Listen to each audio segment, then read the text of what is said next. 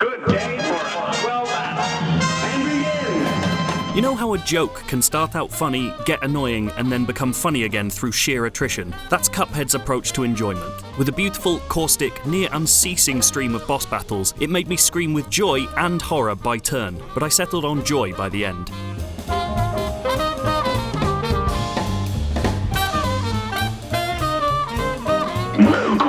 The most obvious point to begin with is to say that Cuphead looks astonishing. Its 1930s animation style, all watercolour backgrounds and surreal, juddering, hand-drawn characters, somehow manages to balance dozens of moving elements and a slight rear projection blur, without ever feeling unreadable in the most frantic moments. There has never been a game that looks like this, and the score and sound effects add to that out-of-time feeling perfectly.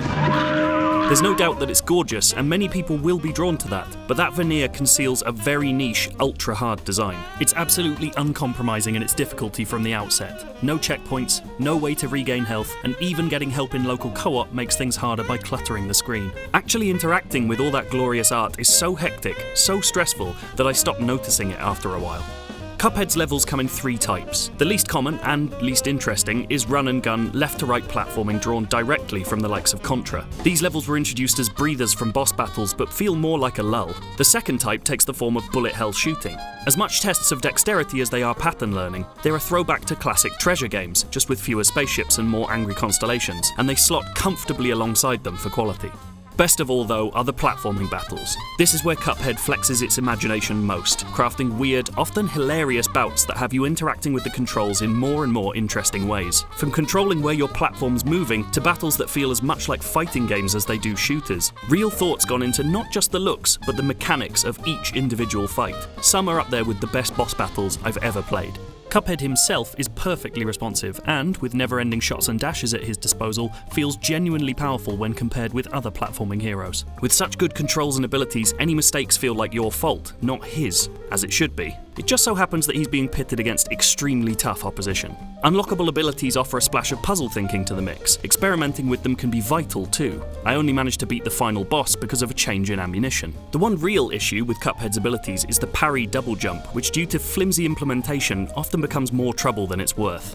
Beyond that, there are a couple of issues that kept me from really loving this game as much as I wanted to. A curiously chosen default controller layout and having to leave a level to change your equipped items is merely irritating, but Cuphead's use of randomization between different runs of the same battle is perhaps its worst decision. Changing attack patterns to keep things fresh is one thing, but it goes too far. Certain combinations of attacks can feel legitimately unfair, and similarly, winning a long-fought battle simply because randomization made one run much easier than the ones that came before it can make your triumph feel a little limp.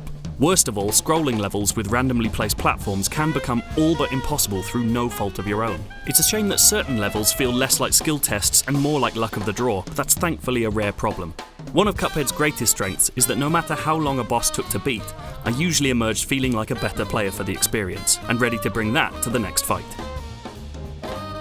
Cuphead made me feel more good and more bad than any other game I've played in years. I swore, laughed, and hollered with delight. At certain points I hated it and my own fingers, but having finished I emerged from that pain smiling.